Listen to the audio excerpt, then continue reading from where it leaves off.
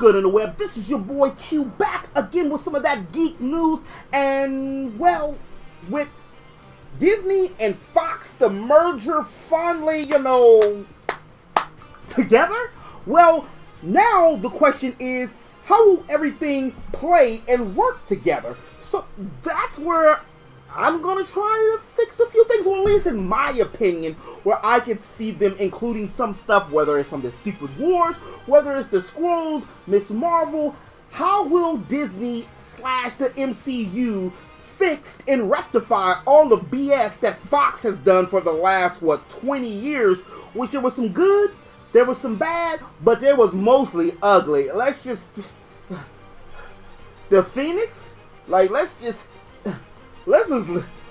leave that alone. So here is a few of the 5 things that I think, reasons or ways that how Marvel can tie in Fantastic Four as well as the X-Men into this whole Phase 4 and into this whole new Marvel MCU introduction. Some of the things are, far-fetched, but other ones, you know what? They might just creep up on you. You never know. It could happen. It could happen. The thing that really can take place, which is probably the most logical one, is that nothing changes.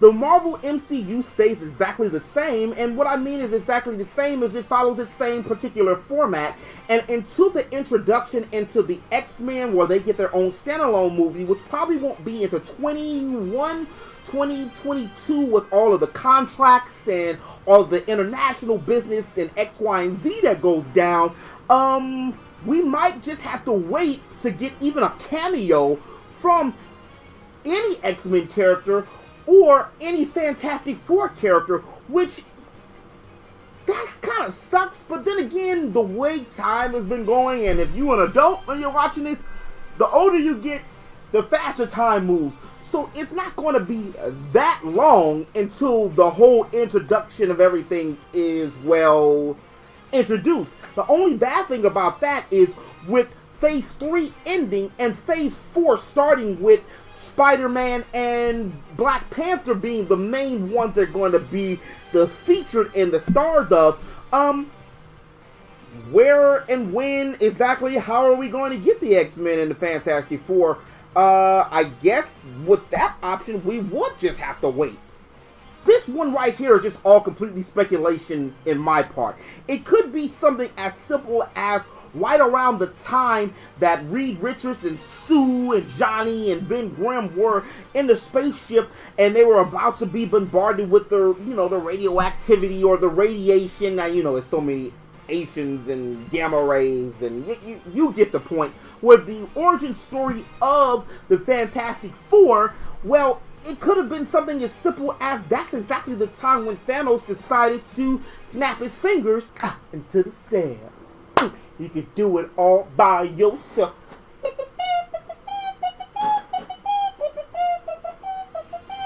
Once he snapped his fingers, half of the Fantastic Four, what would become the Fantastic Four, is only 2. And let's just say, hypothetically, that one of the ones that survived was going to be like Reed Richards, which is the smartest man in Marvel. Probably only person that could really rival it would be Dr. Doom. And you could even make it where he's going around trying to look up and find out some kind of way to, bring his woman back and her brother and or Ben Grimm back. And that could be a way to just have a cameo or to have him introduced into the series. And since the Infinity War 2 isn't coming out until next year, by that time, I'm pretty sure that the Fox and Disney whole merger will completely be complete, even internationally. And that's just one of the ways that I can see him being introduced.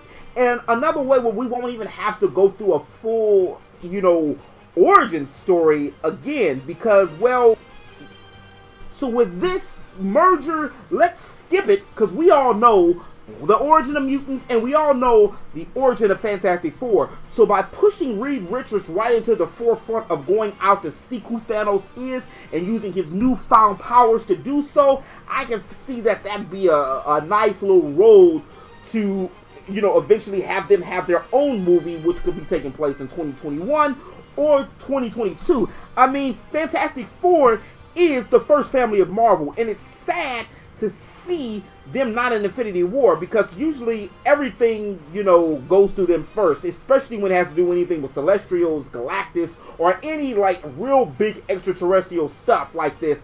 And well, what other huge extraterrestrial thing can you get other than Infinity War? This is what's hot right now. Another way that Marvel, the MCU, Disney, Fox, well, let's just call it Marvel because it's all under one umbrella again, finally. Another way that Marvel can introduce all of the characters at once is something that's really popped up a lot, and that is the whole Marvel Secret Wars. And instead of using the Beyonder as someone who basically wants to have the most powerful people fight against each other and like an arena-based situation, have them all do that for Thanos, where they're all brought together, or there's some kind of, mystical stuff. Well, look, we're dealing with the, the stones from the Infinity Gauntlet, whether it could be time or reality that'll warp them to one destination. We can have something in that manner where Thanos is now this main catalyst, which he is, to bring all of the other heroes from other portions of different dimensions and universes together to fight against him, because this threat with the Infinity Gauntlet, well, is ripping the fabric of time and space and in reality, which he's kind of like he's doing anyway. Another one of my favorite scenarios, and I'm just kind of like thinking about what I would do and or looking up different information of things that was presented to us thus far, is we can get a cameo maybe from a Hugh Jackman, or even a recasting of someone that could play Wolverine, or we could even get a McAvoy who was Xavier. We can get, I know he's expensive now, but maybe even some kind of cameo or capture of that during the end of an Infinity Wars 1, where he was looking for mutants, or he was looking for other people, or he was talking to Jean Grey and Cyclops, and or he had just started this whole new, X-Men Academy, but in modern day, and scratch that 60s stuff and stuff. Let's just start it like Spider-Man, and let's just start it like the Avengers. Let's just start it from present day, and just forget that whole Fox era of 20 years ever existed. I'm sorry, Hugh Jackman. R.I.P., brother. You grew on me. You was a good Wolverine, but this is a new time, my friend. This is a new time. That could even be a way for them to bring up why Xavier and the X-Men are aligning themselves with the Avengers, and or it could even give just brief cameos to like Xavier. And the reason why I said Xavier, because he's one of the best psychics, if not the most powerful psychic within the world, will be able to contact other heroes and be able to talk to them telepathically, in order to, find out what happened to his group.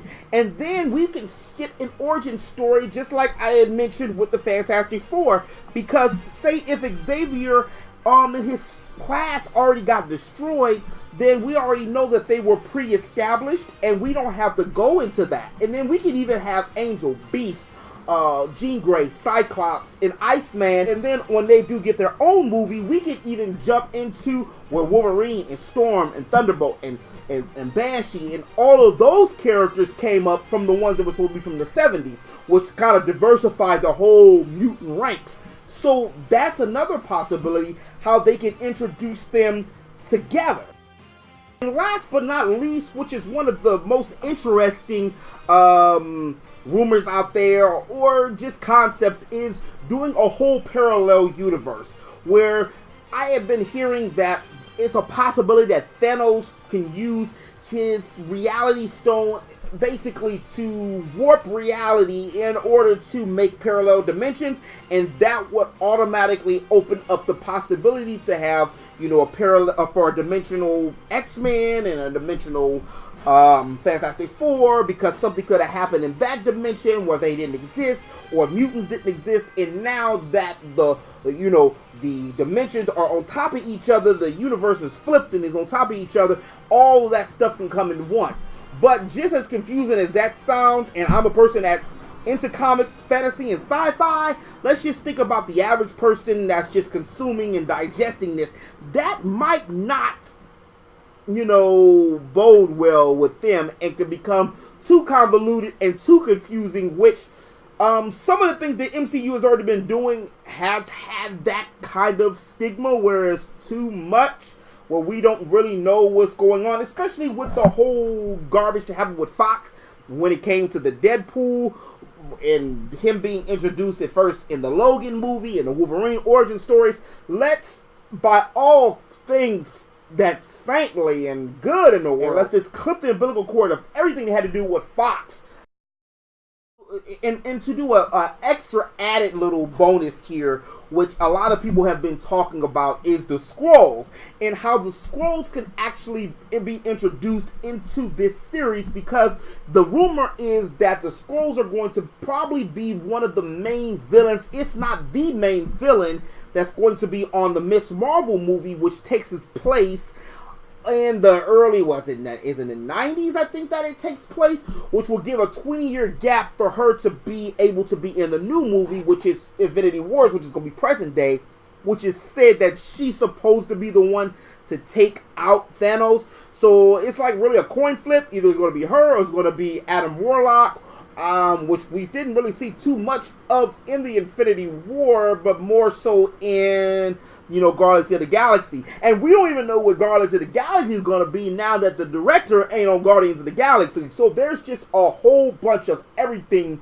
going everywhere. So, I mean, the Skrulls could play a huge, significant part inside of this, because what if one of the Skrulls was not, what a lot of people are thinking, is Pepper, who has been around for forever with Tony and sucked up so much information, or it could be, which a lot of other people think that is Nick Fury as well. It might not be either one of those, and I doubt it's going to be Chris Evans, but it could be as simple as it being one of these characters that could have been in the 90s that are introduced as Reed Richards, but was a Skrull and was locked up in some other dimension, or was a mutant, or it could be the Skrulls basically take on some kind of role of the Celestials kind of stuff, and they were tinkering with the humans' evolution, and that's what in turn created the mutants, or put them in, do you see my hands moving? That's kind of like me thinking. It could be something as simple as that, as the Skrulls are tinkering with human evolution, and that's in the 90s, 80s, and they have been doing so for years, and that's what in turn creates the mutants, and that's why we didn't see any mutants that big until, Civil War, and then until, later on into after Infinity War. So that could be another possibility of how they do things. I'm really not sure. I mean, now Marvel has a complete clean slate to do almost anything they want to do with it. I'm very excited as a fan just to see exactly where this goes. I know a lot of this stuff is not canon to comics or into the MCU. They're just my own theories about what and how these things can be tied up together. I guess now the only thing I have to ask is, what do you think? Do you think, or do you agree with any of the methods or the ways or reasons how to connect the dots that I said? If you do or if you don't, and if you have an option or opinion, let me know in the comment section below. And as always, interweb, this has been your man Q, your friendly neighborhood geek. If you did like this video, please, my friends, make sure you hit that like button. And if you're new to my channel, make sure you hit that subscribe button. And I think it's on that side. Hit that bell icon to stay up to date on all things geek. And I'll holler at y'all later. My throat hurt a little bit. I got a little excited and it's hot. Like, ooh.